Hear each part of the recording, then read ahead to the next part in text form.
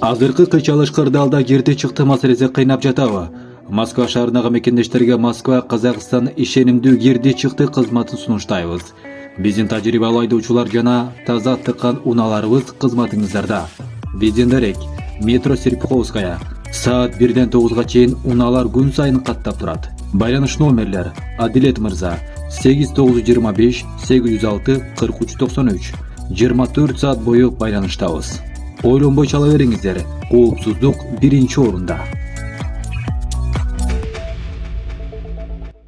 РФте кыргыздар кандай жашап жатат? Кыргыз диаспорасынын ишинин жыйынтыгы.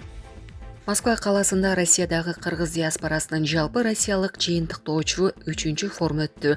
Бул туурасында Кыргыз диаспора кеңешинин эл аралык мамилелер боюнча координатору Келдибек Маатбеков билдирди. Иш-чара январдын соңунда Москва шаарындагы президент отелде өткөн. Максаты РФтин аймагындагы диаспоралар ортосундагы аймак аралык кызматташтыкты кеңейтүү, эл аралык иштиктүү жана достук маанайдагы мамилелерди бекемдөө. Форумга Кыргызстан менен Россиянын мамлекеттик жана коомдук ишмерлери ардактуу конок катары чакырылган. Иш-чаранын иштиктүү бөлүгүндө тегерек стол өтүп, кеңештин төрагасы Кубанычбек Осмонбеков, кеңештин эл аралык мамилелер боюнча координатору 2022 жылы жасалган иштер туурасында отчет беришти. Алар бир жылда баш аягы 200дөн ашык иш-чаралар уюштурулгандыгын, анын 36сы спорттук жана 40 маданий тармакка арналгандыгын айтышты. Мамлекеттик Кремль сарайында 5000ден ашуун көрүүчүгө элдердин достугу аталышындагы гала концерт өткөнү.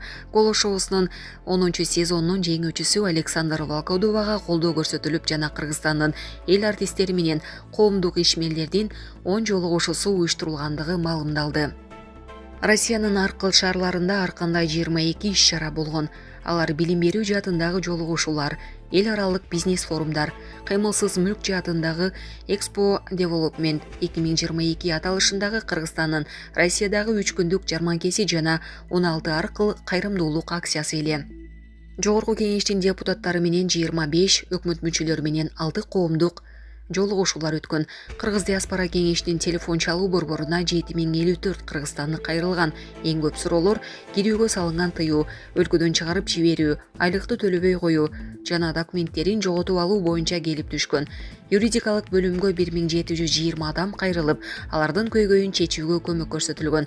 Аталган бирикменин шарапаты менен 170 мекендеш маяна боюнча маселелерди топтоштура келгенде жалпы суммасы 7 миллион рубльга чукул кеп кеңеш алса, 1200 адам ишке орношкон деп отчетто айтылган. Форумдагы тегерек столдо миграция Кыргызстандын Россиядагы жарандарынын укуктары менен кызыкчылыктарынын корголушу талкууланган. Мигранттардын иштешине көмөк кылуу, эл аралык байланыштарды бекемдөө, регион аралык кызматташуу менен өз ара ымаланы бекемдөө маселелери да каралган. Иш-чаранын жыйынтыгы менен КМШга мүчө мамлекеттердин диаспоралык уюмдарынын өз ара кызматташуусу боюнча меморандумга кол коюлган. Булак Спутник Кежи. Байден менен Зеленскийдин жакында Польшада жолугушуусу күтүлүүдө. АКШ президенти Джо Байден февраль айында Польшага сапары учурунда Украинанын лидери Владимир Зеленский менен жолугушу мүмкүн. Бул тууралуу 1 февралда Женник газета Правна басылмасы жазды.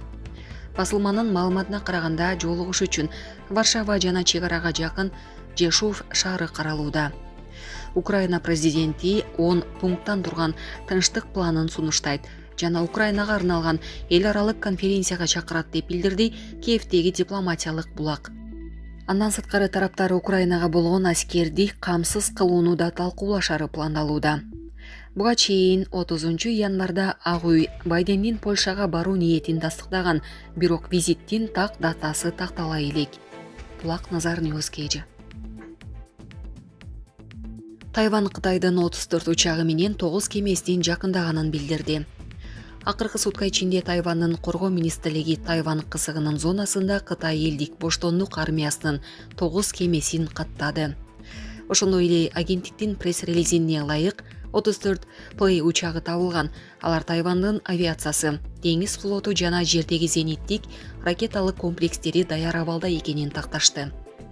Аралдын абадан коргонуу зонасына 20 Пла учагы киргени, анын ичинде 2 Су-30, 2G11, 4G10, 6G16, BZK-005 жана BZK-007 учкуртсуз учагы, 1A8 суу астындагы кайыктарга каршы И-8 учагы жана 2 И-8 электрондук чалгындоочу учагы киргендиги аныкталды. Кытай Тайванды өзүнүн аймагы деп эсептейт.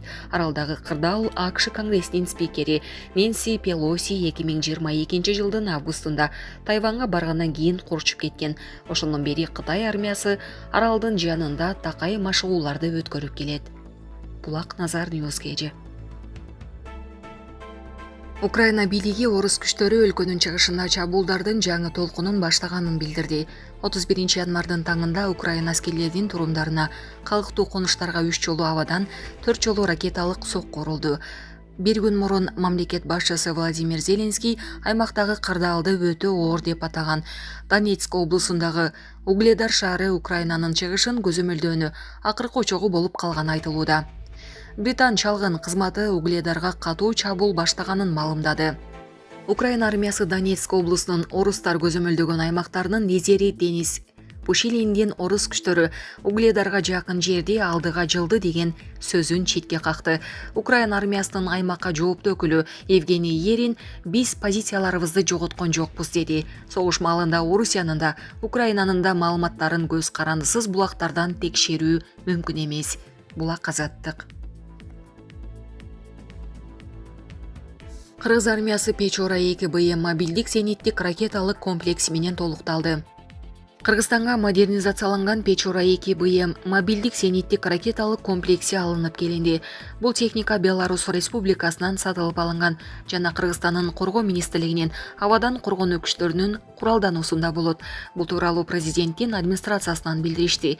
Эгемендүүлүк алгандан бери биринчи жолу бюджеттик каражатка мындай мобилдик зениттик ракеталык комплекс сатылып алынды. Аны каалаган убакта жана каалаган жерде жайгаштырууга болот. Мындан тышкары чет элдик коргонуу ишканаларында Ми-8 күжүрмөн тик учактарын, капиталдык оңдоо иштери жүргүзүлүп, жүк ташуучу автоунаалар, санитардык унаалар, кичи автобустар сатылып алынган. Өлкө башчысы Садыр Жапаров бүгүн 1 февралда жаңы техниканын техникалык мүнөздөмөлөрү менен таанышты. Техниканын жаңы запастык бөлүктөрүн, байланыш каражаттарын, аткыч куралдарды, танкка каршы жана тик учактын ок-дарыларын, инженердик жабдууларды, снайпердик мылтыктарды, тапанчаларды, гранатометторду, реактивдик снаряддарды жана башка көптөгөн нерселерди карап чыкты. Мамлекет башчысына Ми-8 аскердик тик учактарынын учуу мүмкүнчүлүктөрү дагы көрсөтүлдү. Президент Садыр Жапаров бүгүнкү күндө эл аралык кырдаал ыкчам өзгөрүп жатканын баса белгилеп, дүйнөнүн ар кайсы аймактарында болуп жаткан куралдуу чыр-чатактар акылга сыйбаган масштабтары жана кесепеттер менен мүнөздөлүп жатканын айтты.